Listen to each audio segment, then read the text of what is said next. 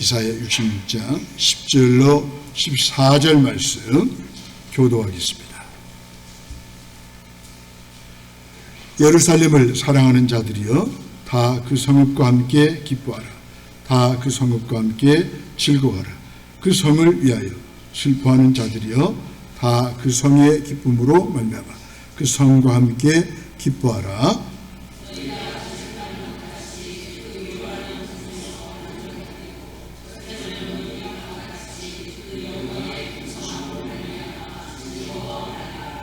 여호와께서 이와 같이 말씀하시되 보라 내가 그에게 평강을 강같이 그에게 문 나라의 영광을 넘치는 시내같이 주리니 너희가 그 성읍에 젖을 빨 것이며 너희가 옆에 안기며 그 무릎에서 놀 것이라.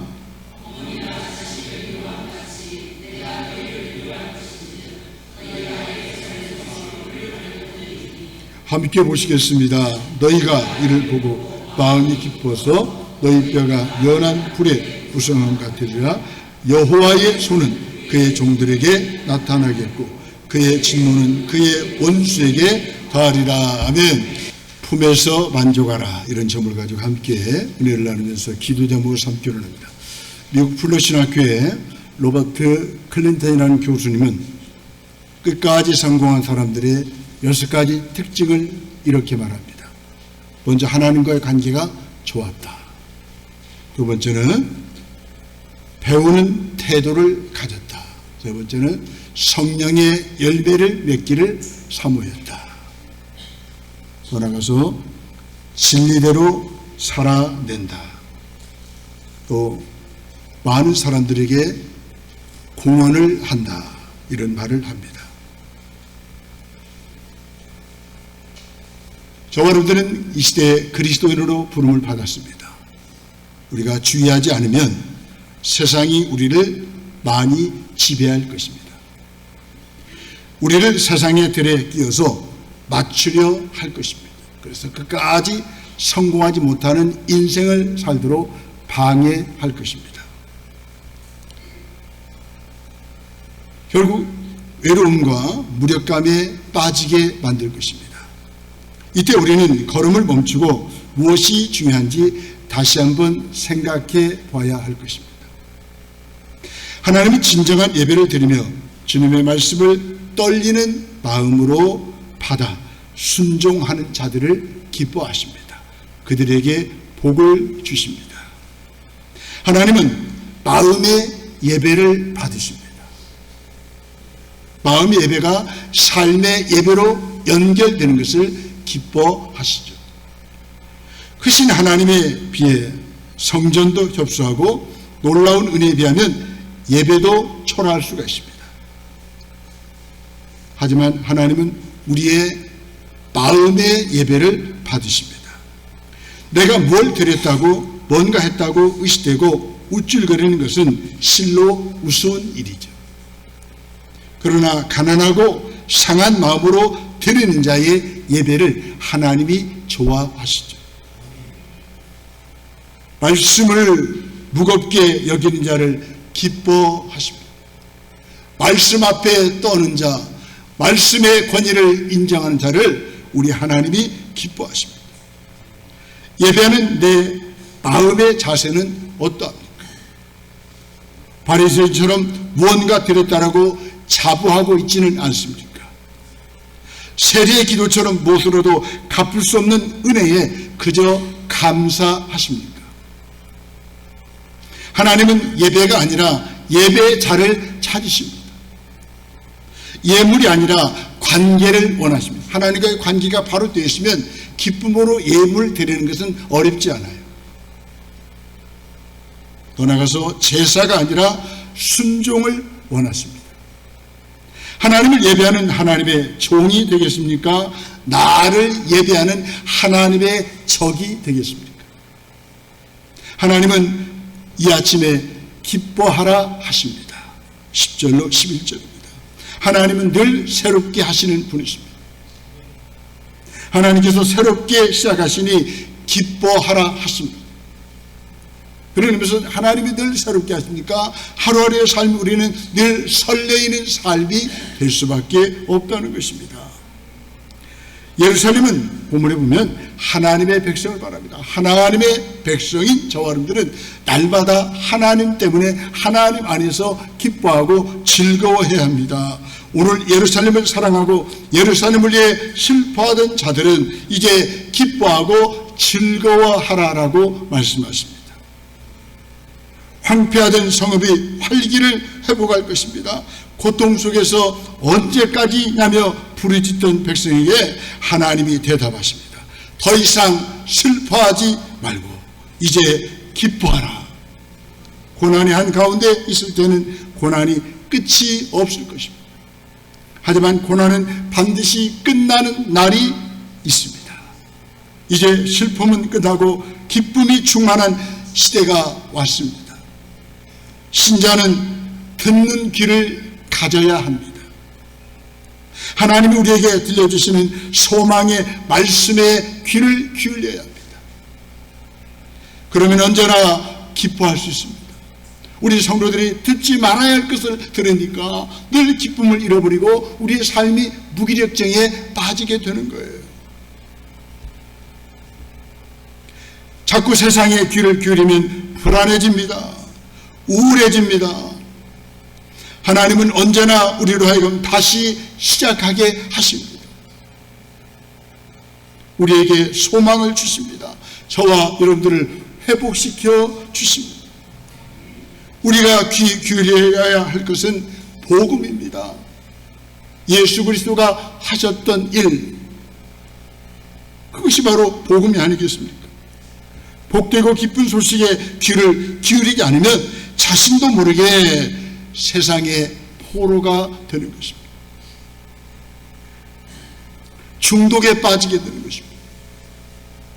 세상의 만문주의에 무릎을 꿇습니다.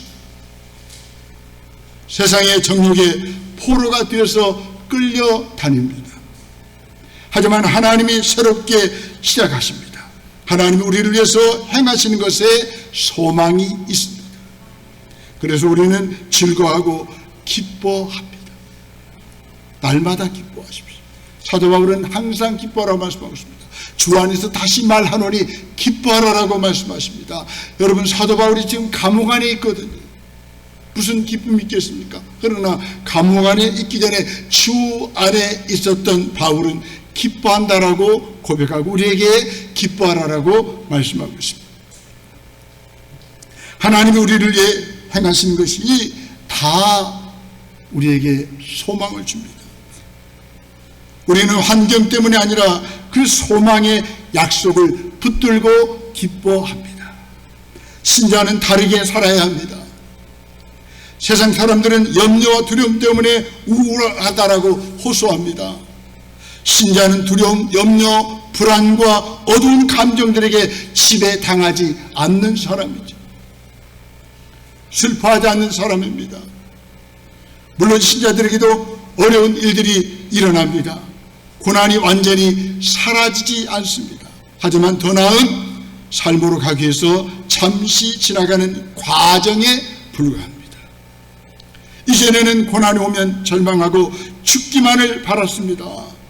신자가 된 후로는 고난으로 인해서 더 큰 소망으로 나아갑니다. 고난 속에서 하나님의 위로를 경험하기 때문입니다. 우리는 더 이상 애통할 이유가 없어요. 왜 다른 사람의 메시지 하나 받고 이렇게 울부짖고 애통할 필요가 없잖아요. 하나님이 말씀하신 말씀을 들으면 우리에게 하나님이 새 희망을 주시고 능력을 주시지 않습니까? 애통할 이유가 있다면 이 복된 소식을 알지 못하고 저주 아래 있고 포로 아래 있는 그 영혼들을 바라보면 늘 우리가 슬퍼해야죠.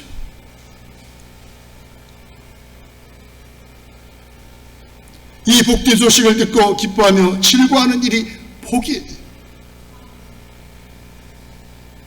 하나님께서 우리에게 기쁨을 주신 것을 누리는 사람이 신자입니다. 힘드십니까? 기뻐하세요. 생각지 못한 위기를 만났습니까? 기뻐하세요. 기도하는데 응답이 거절됐습니까? 기뻐하세요. 그것이 바로 응답이니까요.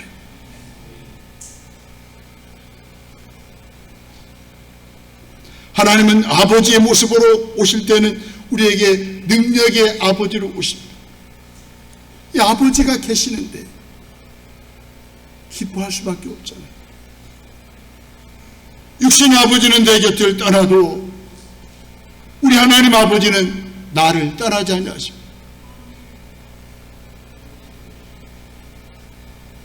더 나아가서 하나님은 어머니의 모습으로 오실 때가 있습니다.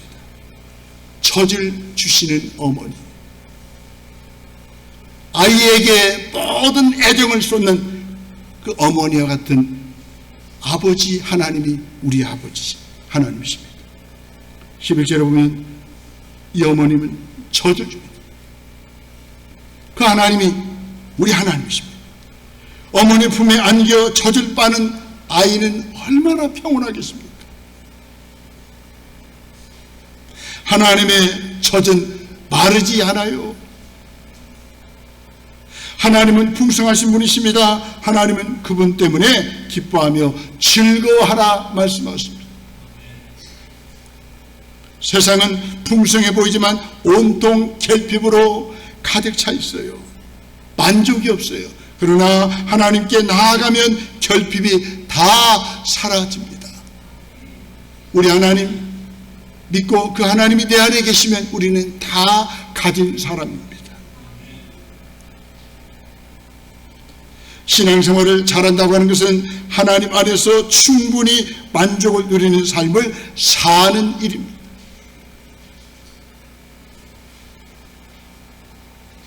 하나님 안에서 주어지는 풍성한 젖을 먹고 만족감을 느낍니다. 하나님의 은혜를 풍성히 먹으면 풍성한 만족감을 누리기 때문에 늘 기뻐하는 거죠. 모든 문제는 채워지지 않는 것에서 발생합니다. 채워지지 않은 허전함을 자기 방식으로 채우려 할 때에 여기저기서 사고가 일어납니다. 그래서 마약에 손을 댑니다. 도박에 손을 댑니다. 왜? 채워지지 않으니까.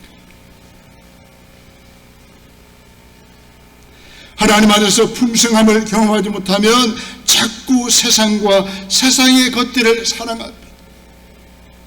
여러분, 하나님을 사랑하고 하나님이 삶의 중심에 계십니까? 자유함을 누리지 않습니다. 이것이 바로 우리 성도들의 삶의 방식이잖아요. 신앙생활, 인생의 즐거움은 어디로부터 옵니까? 하나님의 품 안에 안길 때 옵니다. 하나님 품에 위로가 있습니다. 평강을 강같이 주십니다.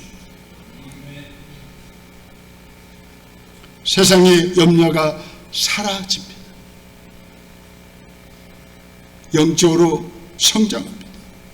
영적으로 성장하면 문제될 것이 없습니다. 누군가 때려도 나를 비난해도 아프지 않아요. 왜? 영적으로 성숙했기 때문에 그렇습니다. 그렇다면 이런 은혜를 어떻게 체험할 수 있겠습니까?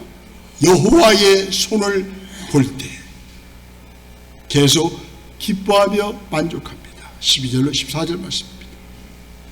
우리 성가대 14절 읽어보시죠. 14절 시작.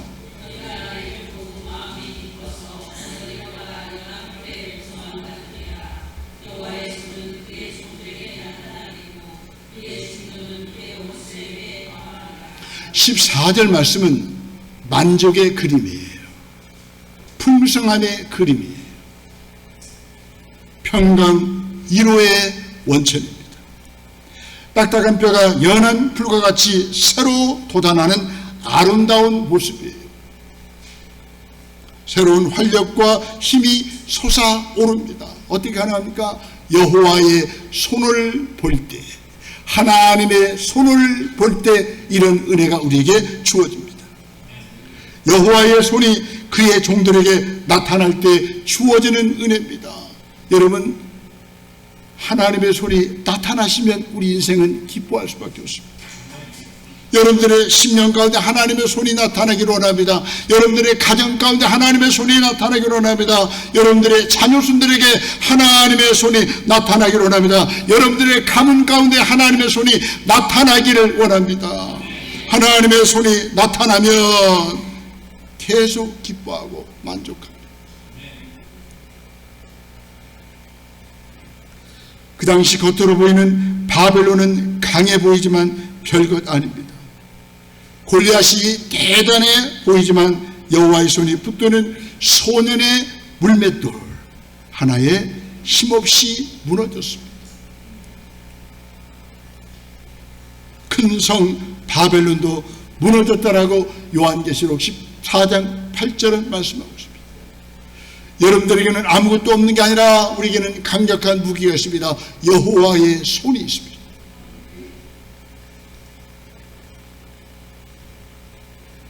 우리가 세상을 살아가면서 알아야 할 것은 거대하고 화려해 보이는 세상 안에 있는 허상을 보는 일입니다. 많은 사람들이 헛된 것을 보고 인생이 무너지지 않습니다.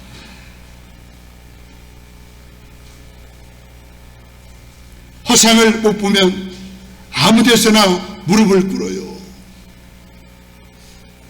우리는 바벨론 같은 세상의 문화에 주목하여 따라가는 사람이 아니잖아요. 인생의 첫 자리에 우리 하나님 모시고 그분이 원하신 뜻대로 살아갈 때 우리 인생은 기뻐하고 즐거워할 수밖에 없습니다.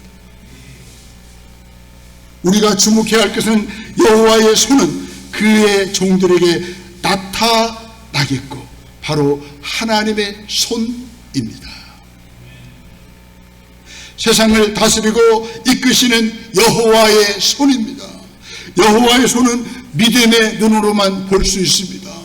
세상 사람들은 이 손이 안 보여요. 하나님의 손이 안 보여요. 그러니까 늘 무기력증에 빠지고 그렇게 여행도 많이 다니면서도 만족이 없고 늘 차원짠 인생을 살아가는 거예요. 그러나 우리에게는 여호와의 손, 하나님의 손이 있잖아요. 그 손이 나를 만져주시면 회복되는 것입니다. 하나님의 손이 나의 인생을 이끌어 가시면 우리 인생은 달라지지 않겠습니까? 믿음의 눈을 크게 뜨고 보아야 여호와의 손이 보입니다. 지금 성실하게 부지런하게 일하시는 여호와의 손이 보입니다. 우리는 하나님의 나라와 하나님의 마지막 심판을 기대하며 믿음의 눈을 뜨고 여호와의 손을 의지하며 살아가야 합니다. 하나님의 손은 원수들에게 진노로 나타내십니다. 하나님을 의지하지 않고 세상을 의지하면 하나님이 진노하십니다. 세상의 힘은 믿을 것이 못 됩니다. 나를 붙들어 줄 것 같아도 힘없이 무너져 버립니다. 악인이 번성할 것 같아도 스스로 망하는 길을 가고 있을 뿐입니다. 악인과 의인 모두 하나님의 목전에 있다는 것을 기억하고 세상에 눈 돌리지 말고 하나님만 의지합시다. 바벨론 세상에 속지 맙시다. 여호와의 손은 그분의 백성을 먹이시고 위로해 주십니다. 기뻐하게 하십니다. 하나님 품에서 만족하게 하십니다. 그 영광의 풍성함으로 말미암아 즐거워하게 하십니다. 평강을 강같이 흐르게 하십니다. 여호와의 손은 저와 여러분들을 돌보시는 능력의 손이십니다. 온 세상을, 교회를, 가정을 통치하시는 손이십니다. 망가지고 깨진 모든 것들을 회복하시는 손이십니다. 내가 아프고 힘들고 삶이 지쳐있다 할지라도 여호와의 손이 만져주시면 회복되는 것입니다. 우리 소망의 근거는 여기에 있습니다. 하나님의 손에 소망을 두세요. 하나님의 손에 모든 걸 집중하세요. 인생 달라질 것입니다. 맨날 나를 쳐다보니까 나만 의지하니까 인생이 피곤하고 지치고 힘들잖아요. 재미없다고 해서 하나님의 손을 바라보면 우리 인생이 힘을 얻고 활력이 넘치는 삶을 살게 되는 것입니다. 승리는 오직 하나님의 손에 달려 있습니다.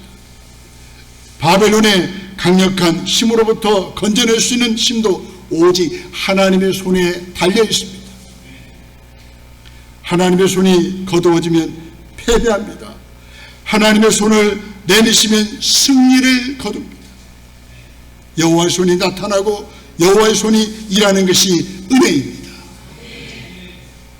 우리보다 더 열심히 일하시는 하나님의 손에 주목하십시오. 내 힘으로는 한계가 있어요. 하루하루가 힘들잖아요.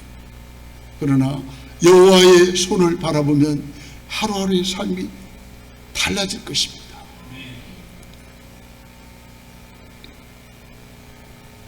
여호와의 손이 우리를 구원하시기 때문에 우리는 두려워하지 않습니다. 불안해하지 않습니다.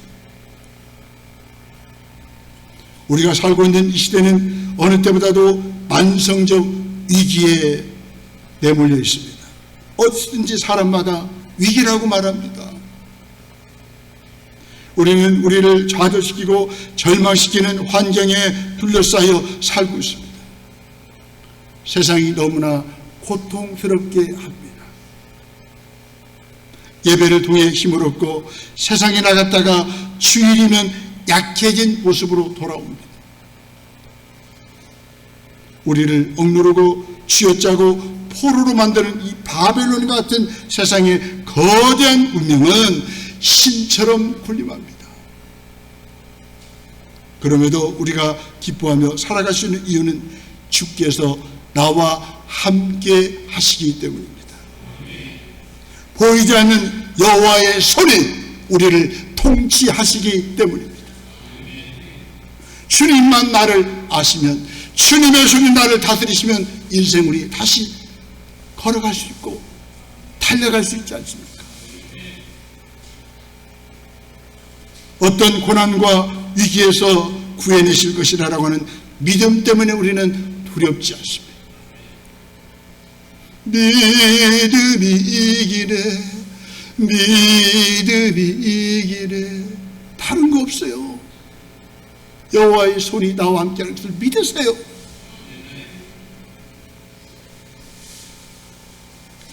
그분은 우리를 회복시키고 다시 일으켜 주십니다. 오늘 또 하나님의 손으로 우리를 일으켜 주시고 붙잡아 주십니다. 제가 좋아하는 찬송 가운데 하나가 391장 후렴입니다. 메마른 땅을 종일 걸어가도 나 피곤치 아니하며 저 위험한 곳 내가 이를테면 큰 바위에 숨기시고 주 손으로 덮으시되, 말씀이 저에게 많이 와닿습니다. 늘 찬송을 제가 즐겨 부르잖아요. 주의 손이 나를 덮으시는 거예요. 주의 손이 여러분들의 가정을 덮으시면 되는 거예요. 하나님은 그분의 백성들에게 회복, 능력의 말씀을 쉼없이 들려주십니다. 귀를 열고 들으시기 바랍니다. 소망의 말씀을 붙들기 바랍니다. 때로 위기를 만나고 약해질 때가 있지만 여호와의 손은 나를 붙드시고 덮어주십니다. 인도하십니다. 그 위로하는 품에서 만족하게 하십니다. 여러분, 세상 어디도 우리를 만족시킬 수가 없어요. 돈 벌어야 계속 우리를 힘들게 만들어. 우리를 일의 노예로 만들어. 그러나 적게 벌어도 적게 가져도 여호와의 손이 나를 덮어주시면 그 인생을 만족하고 날마다 기뻐하는 거예요. 그 위로하는 품에서 만족하게 하십니다. 젖을 넉넉히 빤 것 같이 그 영광의 풍성함으로 말미암아 즐거워하게 하십니다. 여호와의 손을 바라보는 자에게 평강을 강같이 넘치게 하십니다. 우리가 그분 옆에 안기며 그 무릎에서 놓을 것입니다. 성가대 12절 읽어보세요. 12절 시작.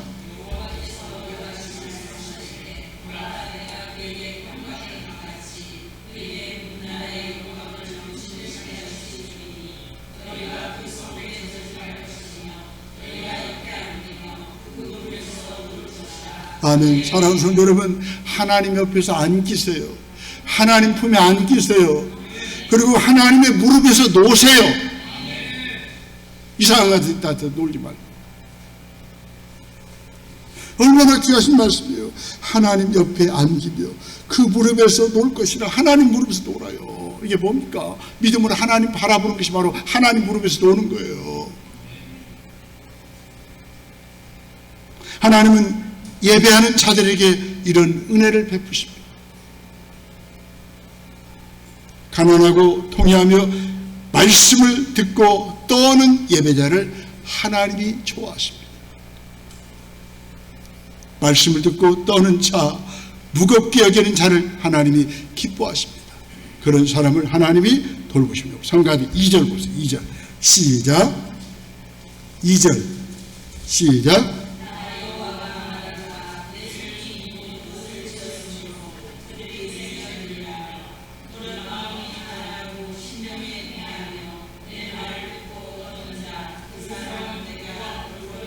아멘. 2절에 보면 내 손이 모든 일을 지었어요. 그 하나님의 손이 우리와 함께 하시고 우리를 붙들어 주세요. 걱정할 거 하나도 없어요.